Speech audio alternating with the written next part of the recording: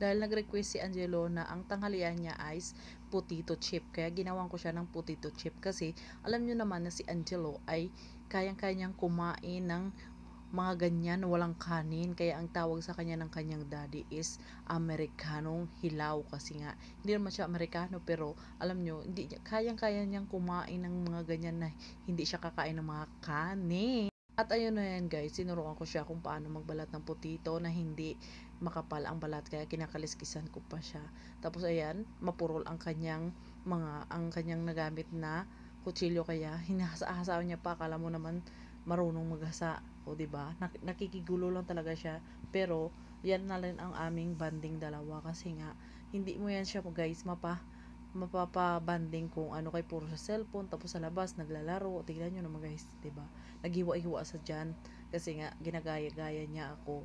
So okay lang din sa akin kasi para matuto siya. Pero ang pinapakita ko sa kanya dapat manipis na mabilog, pero tungtuwa siya kasi half moon ng daong na ang kaya niya, at pinakamaliit at maliit na maliit talaga. Tapos naghiwa pa siya ng triangle dyan guys, para marami na pala yung isa, akala ko kunti lang. So dinalawa ko kasi siya lang naman nakakain. So kasi nabalatan na, kaya hiniwa ko na rin para madami siyang makain kasi wala talaga siyang kanin yan.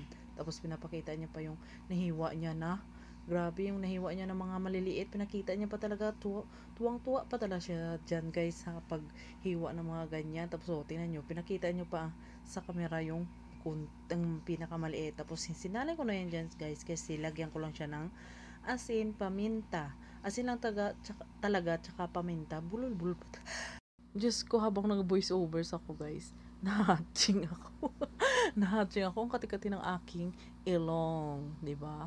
Parang tuwing talaga mag-voice over ako, guys, nangangating ang aking ilong. Tapos ayan na guys, balik na tayo sa niluluto ko. Nilakasan kong apoy pala dyan para mabilis uminit yung kawali, para malagyan ko na ng mantika, para prito ko na siya guys, kasi nagugutom na talaga si Angelo dyan, kasi ang tanghalian niya ay yan lang, potato lang talaga, potato chip lang talaga tanghalian niya, kasi ang agahan niya ay gatas lang tsaka tinapay, pandesal na 2 piraso. Ayun na, nilagyan ko na ng mantika para malagay ko na. Tapos titingnan ko yan mamaya kung mainit na ba o hindi. Dinadama-dama ko pa yan dyan guys kung paano, kung mainit na ba o hindi. Tapos nilagay ko na yung mga potato.